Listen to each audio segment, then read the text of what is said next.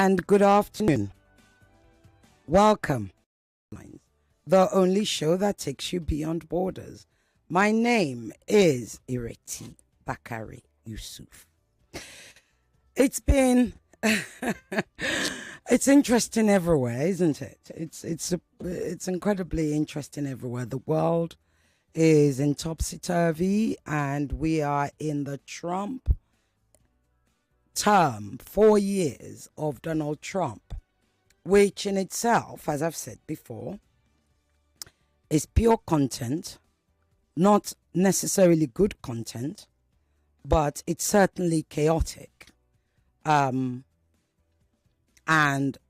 every day unfolds with new drama and new policy, both domestically in the United States and globally for the rest of the world. There are certain developments that's happening that I'd like us to talk about. You will call me, or you can call me on 0201 277 0993, or the female line 0201 465 7190, or send me an SMS or a text message rather on WhatsApp 0809 597 5805. This is one of those unusual hours on Borderlines. It's open mic. We can discuss whatever it is you want to discuss, as long as it's a global issue, right? Not a local issue. Remember, when I do Down for Conversations, that's Nigeria centric. When we talk about borderlines, when we're on borderlines, we go beyond borders, beyond the Nigerian borders, and go everywhere. At 5 o'clock, I have a really interesting show. 3 guests. The topic is one that you've possibly forgotten about, but it's still there. It's still raging. It's on the borders of Nigeria. It's called Cameroon. Remember the issue of the Anglophone and the Francophone Cameroonians? Yes. The issue of Bakassi, Paul Biya, etc. So I have 3 guests that are going to be joining me, Cameroonians, who are going to be joining me at 5 o'clock, where we're going to be literally unfolding, unpacking, and getting an update of what's going on in Cameroon. It's exciting. There's a whole new summit. I don't want to say too much. Best to hear it from the horses' mouths themselves. So that's what we're going to be discussing at 5 o'clock. So it's a good opportunity for you to get updated on where we are, what the status of Cameroon is before 5 o'clock. But before that, okay, borderliners. Yes, that's the new noun for those of you who follow us, who listen to us regularly. By the way, thank you. I didn't know this, and I only found out last week. So a big thank you from all of us, the whole Borderlines team, especially yours truly, for keeping us high on the ratings. Yes, I hear that we're getting very good, very high ratings, and that's all thanks to you and nobody else. Heck, it's not even thanks to me. If you guys didn't listen, there wouldn't be a show. They probably would have thrown my big mouth off air by now. So I am most grateful. We are streaming live on YouTube, Nigeria Info 99.3.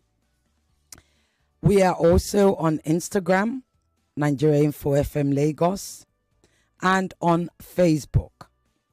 So thank you all for joining us in Nigeria, the diaspora, and wherever else you're listening to us from the world. Thank you again for staying with us and spending 2 critical hours of a Friday, every Friday, with Borderlines, for all of us to unpack what's going on in the global space, how the happenings in the global hemisphere, in the whole world, shapes our lives. There was something I saw actually, and I forgot. I wanted to read it to you. I don't even know where I've put it now. I'll try and get it. It was a tweet that I saw by David Odoin, who I don't often quote, but give me a second. 1 second, I'm going to try. I want to read it to you. And I remember saving it thinking, I must read this to, oops, now I can't find it. I don't know what I've done with it. I actually can't find my phone. I don't know what I've done with my phone. Okay. It was a tweet that David Udoin wrote, so I'm going to try and remember it offhand. I had wanted to listen to read it out to you. So he wrote a tweet this week, and he talked about how, what's going on with the electricity. Yeah, he said, the electricity subsidy, I'm paraphrasing now, he said the electricity subsidy, or the removal of the electricity subsidy in Nigeria was a direction of the World Bank, was as directed by the World Bank. And he then went on to say, if you think what's happening over there doesn't affect your life, well, that's how it does. So somewhere in the World Bank, which is in America, which is, quote unquote, if you like, an American bank, is affecting your electricity in Agigi. I remember he used Agigi as an example. So that's why Borderlines, this show, is so critically important. And we will continue to do it every single week for as long as you guys will have us and keep our ratings high. Now, there's a monologue that I'd like to play for you. It's being put on the system right now, and I will be playing it. But before that, so what's going on? Right, let's go to Israel and Gaza. Tuesday morning, 2 a.m. Israel resumed its bombing campaign. Let's reverse back. Remember, in January, there was a ceasefire. If you go further back to last year, May, June, that same ceasefire deal that Biden couldn't make happen, don't happen this week. This the same day of with code, we right, we'll be able to play in 2 minutes. Right, so let's continue giving you the update. Why are you calling me? You can't call me yet now. Okay. Thank you. You will be able to call me back, and I'm excited to see that you all are calling already. So we go back. So you had 3-phase ceasefire deal. The first phase, exchange of hostages. By the 16th day, there was supposed to have been the beginning. It was supposed to trigger the negotiation of the second phase. That 16th day kept getting extended and extended and extended by Israel. So we now get to we were, I think, if I remember rightly, like 4 weeks or so late on that first phase of the ceasefire. We now haven't gotten to the second phase of the ceasefire. Donald Trump did something really, really interesting. He sent his Middle East envoy, the Steve Witkoff, he sent him to go and talk directly with Hamas. Isn't that interesting? When I saw that, I was like, this changes everything completely. Why? For the simple fact that the Europeans and indeed the United States never ever speak to Hamas. There's something called the quartet agreement. I can't remember what it's called, but it's quartet, and I'll try and remember it as the time goes on, which basically says unless you meet with these points, one of which is recognizing Israel as a state, a legitimate state, we will not talk to you. Remember, Hamas had changed not their policy, their mandate rather, to recognizing Israel in exchange for peace. But anyway, so nobody speaks to Hamas because they're basically prescribed as a terrorist organization. But Donald Trump broke that. Donald Trump sent Steve Witkoff to go and talk to Hamas. No, it wasn't Steve Witkoff. It was another one that spoke to Hamas directly. And everybody, the whole world literally was, no. And then what happens? Israel goes ballistic. Absolutely ballistic, because all of a sudden, America is talking to Hamas directly. That could change everything. I mean, literally, the fear was, and it's a valid fear from Israel, the fear was Israel could end up actually, Hamas could end up actually having their own Middle East policy or whatever, directly with the United States. Israel went crazy, basically put a stop to it.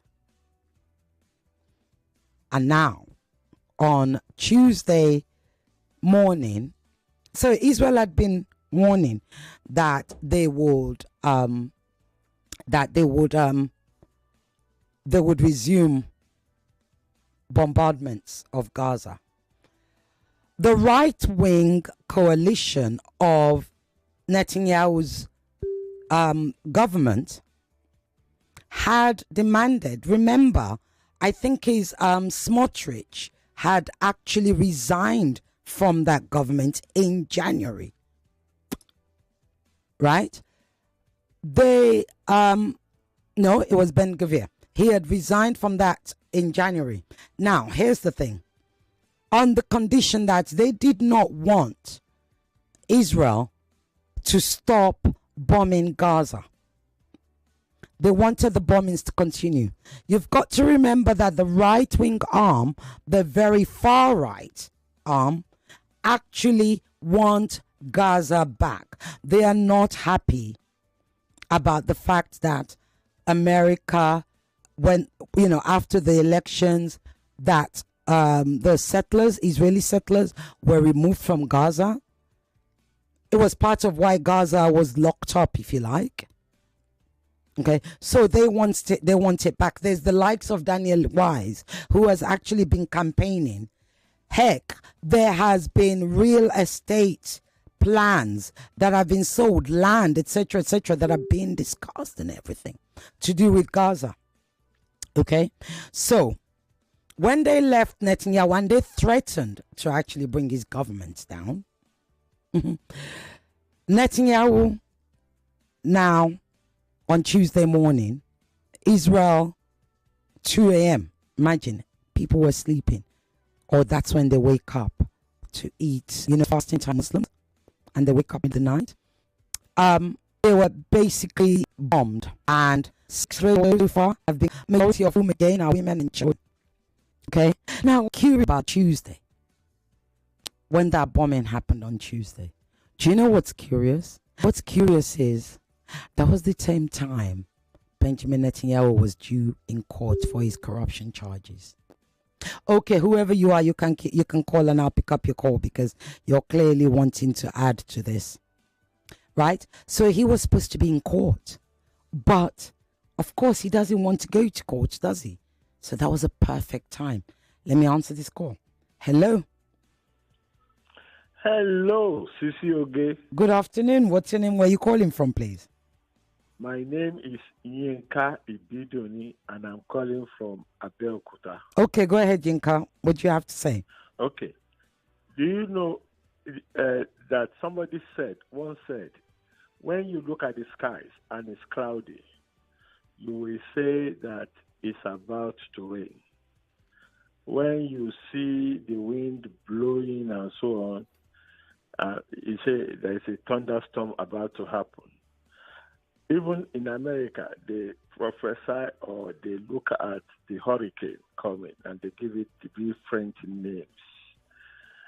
What is happening in the world, as you have enumerated, especially with the emergence of Donald Trump, is pointing out the fact that something is about to occur in the world. Everybody wants peace, and everybody knows that peace means silence the gun, don't explode bombs, and so there is nobody on earth that doesn't know that. Mm-hmm. But how to get to that point is the situation, is the problem. Mm-hmm. I told you about a few weeks ago that there is going to be a resurgence of Europe as a power, and that America is going to subscribe on the long run, and that the peace in Israel, Jerusalem, Palestine can only be achieved when a world leader with all the power behind him resides in Jerusalem, and there will be a unification, which is part of the peace of all the religions in the world at the moment. That is where we are going. And I listen to your program all the time. My daughter does. Even when I'm not in this country, I still listen the same way I'm listening now through your app. Mm. So I want to keep to your tenets. Talk about politics, economy, what's going on, and this Trump, Putin, Zelensky, Sudan, but it's all been written, and we are only watching the exposition of the happenings, and it's going to culminate in what Donald Trump said to Zelensky. Okay, thank you. You are gambling with the Third World War. Okay, thank you very much, Inka. God bless you. Right, hello. Hello. Hello. Hello. Good afternoon, ma'am. My name is Joseph. Go ahead, Joseph. Good afternoon. Where are you calling from? Surulere, Lagos. Okay, go ahead. Okay. I was just going to ask a question. If Hamas... Oh, your line is gone. Say that again. I was going to ask if Hamas really had a deep thought about their plan before they struck Israel on 7th October. Because this is something that before you do, you could have calculated properly. You don't carry out such acts and expect these people to sit back. Mm-hmm. And if at all you are trying to achieve a goal, so since there is a truce and you're already, letting the hostages go, why don't you just release all of them so that you can still be in power and do whatever you want to do in your Gaza? Why are you putting the life of those people, precious people there, at risk? Okay, do you want me to answer the question, or was it a Please rhetorical question? I want you to answer. That's why I dropped the call. Thank you. Okay. I'll be answering his questions in a few minutes. Hello. Hello. Good afternoon. Yeah, good afternoon. This is Ashigbe from Festa. Go ahead, Ashigbe. We know that during Donald Trump's first tenure, he went and built a gigantic house before the war between Israel and the Hamas. He built a mighty place and said that what they call it is the headquarters of Israel. Abi? I'm listening. Yeah, so he built a gigantic house there at where they are fighting now, where they eliminated so many houses. That in the West Bank in Jerusalem. He moved what he did was he moved the United States Embassy to Jerusalem. Yes. Yeah, that is the headquarters of Israel. Yeah, he made so it. He made he not it. Talking about? He made it the capital of Israel by doing that. Yes. Yeah, so it's not going to be capital again. No, but that I'm telling you that's what he did as a result of moving They will the U.S. continue with embassy. his empowerment now to make sure the Jerusalem is the headquarters of Israel, as indicated in the Bible. So the Trump is going to work harder than what it was before to make sure the Hamas, they are eliminated from the land of Israel entirely. So what the UN should do, why not allocate them a place like those abandoned places that is not occupied? Why not allocate who a place? The Hamas, or the what they call it, the Hamas people now. There is no such thing as Hamas people. Do you mean the Palestinians? They are a people. Yeah, it's like calling Nigerians the APC people. That wouldn't make sense. Okay, the Palestinians, they should give them a land that have long been abandoned, that is not being that. Why should they be moved off their land? What? Why should they be moved off their land? The place they occupy in the Palestinian is not their own. How do you know that? Hold on, calm down. We're going to have a conversation. You have to listen, and I'm listening to you. Right. What did you say again? You said the place that they are, because you've said two things. Where the Palestinians are is not their own, and Israel will not let them. Hold on now. Okay. What do you mean by it is not their own? What do I mean by that? Yes. The Bible owns the history concerning the whole world. Well, the history of the Israelites. And all the land indicated where were the all the days what they call it, where they pay homage. That was the place of Solomon. That was the place of David. Oh dear.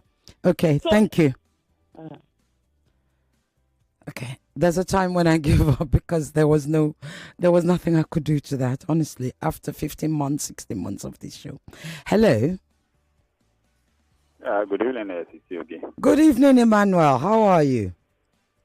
I'm doing well, I'm fine. Excellent. I knew you will enjoy this open mic. Go ahead. Sometimes when it comes to the issue of the Israel, the US, and so on, sometimes I think that, is it that Benjamin Netanyahu has promised Trump 70 virgins, when he gets to heaven? Because Emmanuel, you're funny. Sometimes it goes extremely, I don't know. But I think when Yaya and Sinwa, they were planning the thing, they were banking on their Arab neighbors, their brothers, which unfortunately, they didn't work out. In this kind of instance, I agree with one of the previous callers who said they shouldn't have a strike, at that time. You prepare, you are well prepared, before you go, so that even if you can't meet them fire for fire, at least do some. Well, I'm already. I don't want to incite. You don't look as if I'm inciting violence. No. But you can speak. You're not inciting violence at all. It's okay. Sometimes when I look at what is happening in Gaza, I just feel like if I have the opportunity of being a superhuman, there are some people you need to humiliate so that they know they are also human. Just like the other side they are inflicting pains on. So it is illusion for you to believe that God created you, and then the other people are subservient to you, or they are beneath you. And again, I want to appreciate, God. I don't really speak in this manner. That Uganda was not the choice. If not, some of our African brothers and sisters, would have. So imagine one of the previous callers who was saying the Bible, the Torah of Adifa, is far older than the Bible. They should go and do their research. That is on that. Then on the issue of Ukraine, Russia, I don't know what's going on, I was thinking that Trump and Putin, that they are I know there is this kind of sense of friendship, within them. But I thought immediately Trump gets into power, the fighting would be over. They will find a way around it. But been going on for some time, and again, Trump is kind of exploiting the Ukrainian leadership, if I'm not mistaken, by making them sign to a deal, of which I don't think, yes, the U.S. is doing some kind of putting in some effort in terms of giving them intelligence and equipment, yes, but kind of telling the Ukrainians, to sell what is beneath their soil. That is, I think, it's just extreme. But so far so good. I think there is there has been some good development. I'm hearing of a ceasefire, probably coming up very soon. It can come, and I think because all these bombing, killings, to be honest with you, I'm not for it, because power is all about deception. And politicians do not really care, if the thing is not hurting them. If you remember Prigozhin, who died only, one of the things that he said that make Putin go at rage, was that when the children of the poor, are the one dying in the war, and it's not affecting the rich won't know the impact of what they are causing. So many of all this war, is just all about deception. Thank you. It's unfortunate for the war. Thank you. Thank you very much. Right. We have the recording ready, have we? Okay, let me play the recording and I'll try and answer the two questions that I'm yet to address.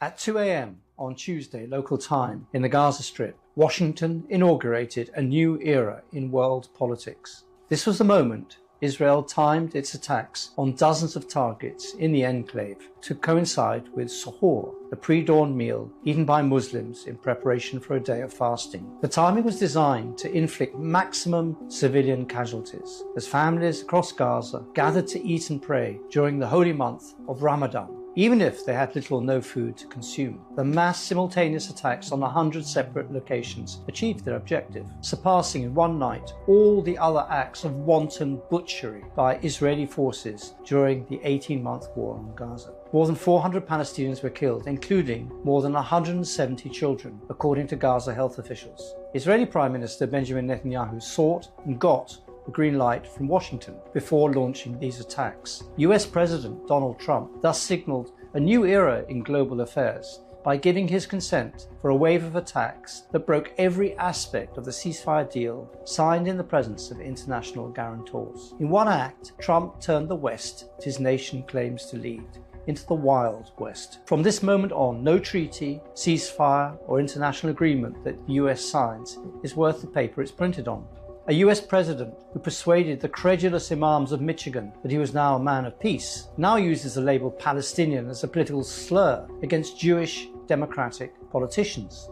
The president who vowed to stop all wars has launched or permitted airstrikes in Yemen, Gaza, Lebanon and Syria simultaneously, and is promising that all hell will break loose on Iran if it doesn't submit to his demands. A US president who told the families of the hostages he would do everything in his power to get them back alive has allowed Israel to effectively apply its Hannibal directive to the 24 who, before Tuesday morning's attacks, were still believed to be living. If Israel behaves like this, what incentive does it now give Hamas to keep the remaining hostages alive? For Netanyahu, the timing of the attacks was everything, for quite different reasons. On Tuesday, he was due to appear in court on multiple corruption charges, which, as the case progresses, is tightening the political noose round his neck. The renewed war gave him the excuse to tell the court he could not attend. It's also no coincidence that Tuesday's bombardment comes just before a key budget vote, with ultra-Orthodox lawmakers threatening to topple the government if a law excluding their community from conscription is not passed. By the way, Itamar Ben-Gvir is now back in the cabinet. Bezalel Smotrich, Netanyahu's finance minister and leader of the extremist religious Zionist party, was right all along when he assured the world that Netanyahu would resume the war in Gaza. On Tuesday, Smotrich said the hostage families had been heard too much during a clash at the Knesset with Ayala Metzger, the daughter-in-law of the slain captive Yoram Metzger. We thought that you were serving in the Israeli army, not the army of God's vengeance, she said. In these very moments, we are murdering hostages, and there is a deal on the table. But for the religious Zionists, who now form the single most powerful group in Israel, the army of God's vengeance is exactly what the campaign in Gaza is all about. They've done everything in their power to make a dispute over land into a religious war. For years, they've pushed police to attack worshippers at Al-Aqsa Mosque during Ramadan, directly prompting the Hamas attack of the 7th of October 2023, which the group dubbed Operation Al-Aqsa Flood. Even the bitterest of foes can agree to stop fighting during religious festivals. But Israel, on Tuesday morning, did not just renege on a ceasefire deal it had signed. It specifically targeted worshippers gathered to perform a religious ritual. Despite its actions on October the 7th, Hamas remains, in the view of most military analysts, a disciplined militia that sticks to the agreements it signs. Even before Tuesday's attack, Israel had killed more than 150 Palestinians in Gaza during the ceasefire. It failed to start talks regarding Stage 2 on the 16th day of Stage 1, as prescribed in the deal. It failed to fulfill its commitment to withdraw from the Philadelphia corridor. It delayed the release of Palestinian prisoners for a week. Israel has behaved like a mafia, attempting to bully Gaza into a different deal altogether. It formulated a proposal which it put into the mouth of Steve Witkoff, although there was no word of endorsement from Trump's envoy himself, and demanded that Hamas release 11 living hostages and half of the dead in return for a 50-day ceasefire. This would have been a completely different deal from the one negotiated by Qatari and Egyptian mediators over months. Hamas is not Hezbollah and has a strong institutional collective identity in which leaders are quickly replaced. Even the attack on Hezbollah's leadership had no known effect on the ability of its field commanders and fighters to resist Israel's ground invasion and to peg Israel's elite forces to within a few kilometers of the border. Hamas has no known problems with recruitment and can replace fighters quicker than they are killed by the Israeli army. So a resumption of the war will likely not represent a killer blow to the organization as a whole, nor will it, on current evidence, change the determination of Palestinians in Gaza to stay on their land. The Ramadan massacre failed to make any dent on the front pages of the Western media, and in Israel, the media described all the dead, including the children, as members of Hamas. Europe and UK, so keen to defy Trump's developing plan to carve up Ukraine with the Russian President Vladimir Putin, are doing absolutely nothing to stop the slaughter in Gaza. Indeed, for the British Prime Minister Sir Keir Starmer, Gaza is emerging as a rite of passage essential for his aspiration to become a global statesman. At two major junctions since the October the 7th attack, Starmer defied the opinions of even right-wing members of his cabinet. In the first instance, Starmer refused to publicly apologise for his LBC interview with Nick Ferrari, in which he clearly said Israel had the right to withhold water and electricity from Gaza. He eventually issued a clarification, saying he was answering a previous question about Israel's right to defend itself. In the second instance, Starmer turned against his own kitchen cabinet, including such figures as Philippe Sands and Richard Hermer, both jurists committed to the sanctity of international law. They are also Jewish. The prevailing view among Starmer's closest advisors is that opposition to Israel's actions is driven by anti-Semitism, and Palestinian activism is a creature of the far left. This view persists to this day. On Tuesday, Starmer publicly overruled his foreign secretary after Lamy accused Israel of violating international law through the full imposition of a blockade which has cut water and electricity to over 2 million people in Gaza. Had Netanyahu not launched his surprise attack, Starmer would have welcomed Israeli Foreign Minister Gideon Saar to the UK with open arms. This was even after an Israeli minister had acted with contempt towards Emily Thornberry, the chair of the Parliament's Foreign Affairs Select Committee. Israel's Deputy Foreign Minister Sharon Haskell secretly filmed her and posted the footage on Instagram. Starmer's Britain is fully complicit in allowing Israel to commit genocide in Gaza. The sanctity of international law no longer means anything to the former barrister who made his name in human rights. But this is far from the end of the story, nor indeed the end of the story of Starmer's rise and fall from power. Neither Hamas, nor more importantly the Palestinians of Gaza, are going to fade away quickly and conveniently. Gaza could yet prove to be for Starmer what the Iraq War proved to be for his guide and mentor Tony Blair, the coup de grace of his premiership. Both Labour leaders have used a war in a Muslim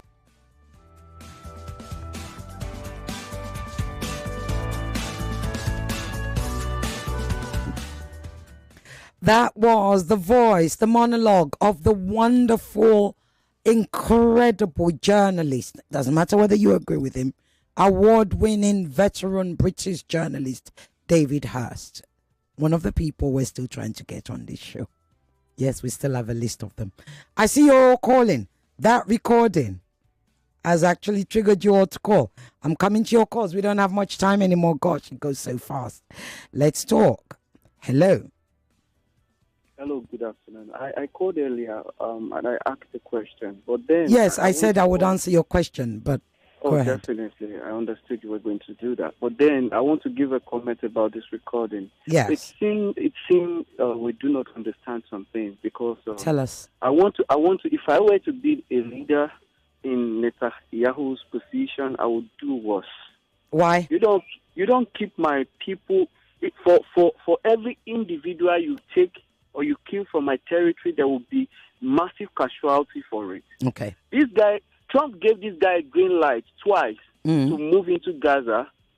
He gave him two times green light that he should do what he feels like he should do. He had given him all the weapons. This guy kept calm. He didn't do anything. I'm sorry, I had to laugh when you said he kept calm. I think you're getting your dates and everything mixed up. No. There are things you're entitled to opinion, but you're not entitled to falsehoods. Okay, may I speak on? Yes, I'm just saying you should have asked me which falsehood was I talking about. But go ahead, speak on, because the lines are going.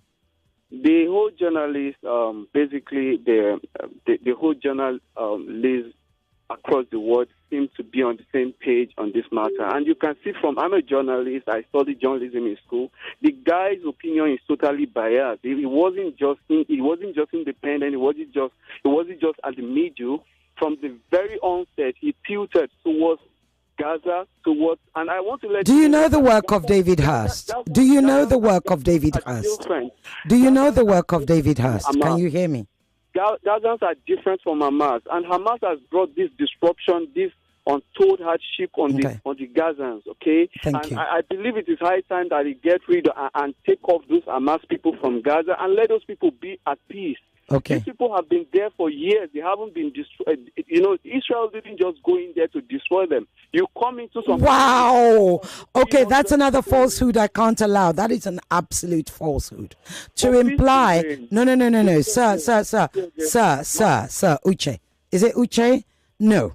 That is a falsehood. To imply that Israel left the Palestinians for years or didn't do anything to the Palestinians, to even imply that Israel didn't do anything to the Gazans for years is a total and absolute falsehood. I need you to go and read up on your history. The lines are going. I'm sorry. Thank you. Thank you very much. God bless you. We will do opinions, but I will correct falsehoods. Hello. Gosh, we don't have time anymore. Is that Titi Lokbe? Yes. Thank you very much. You're calling late. We don't have time more. Yeah, no problem. Just 1-2 minutes. I agree with the journalist. David Hurst. Yes, I agree with him. There's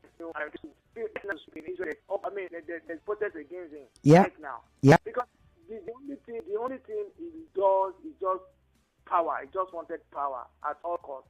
And I appreciate what Donald Trump is doing by sending his emissary to the Hamas people directly. I thought that was really smart.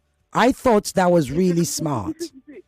matter what you may think about Donald Trump, he has a lot of unorthodox approaches to things. Very unorthodox, correct. Yes. Yeah, very, very, but smartly sometimes you can give it to him. Because if there's no how you want to talk about majority, you still have to respect minority opinion. He doesn't do what everybody would like. But sometimes I have to look at the senses and some of the things he does. For instance, if that meeting has gone through, do you know that there has been a slap on Benjamin Netanyahu? Yeah. That is why he has to renew the department. Yeah. Because by recognizing them means that they are going to be at parallel lines. You are giving them diplomatic rights, and we also, as an autonomous country, are also having our diplomatic rights. So all in all, I think what is going to happen is that there will still be bloodshed, there will still be killings. And at the end of the day, what it means is that Hamas is still going to be stronger because they're ready to die. And as long as you don't have their freedom, Israel is never going to know peace. That is just the meaning. They are never going to know peace, no matter how much more people they killed. Thank you. One day, they are still going to get their own back. And this is not going to help anybody. Thank you. It's a cycle of madness. I think we should find a way of doing it. But all in all, the Europeans, the Christian, all of them, they have lost their consciousness. I mean, their conscience as a people. They should not talk about human rights any longer. Thank you very much. Stop criticizing Donald Trump. Thank you.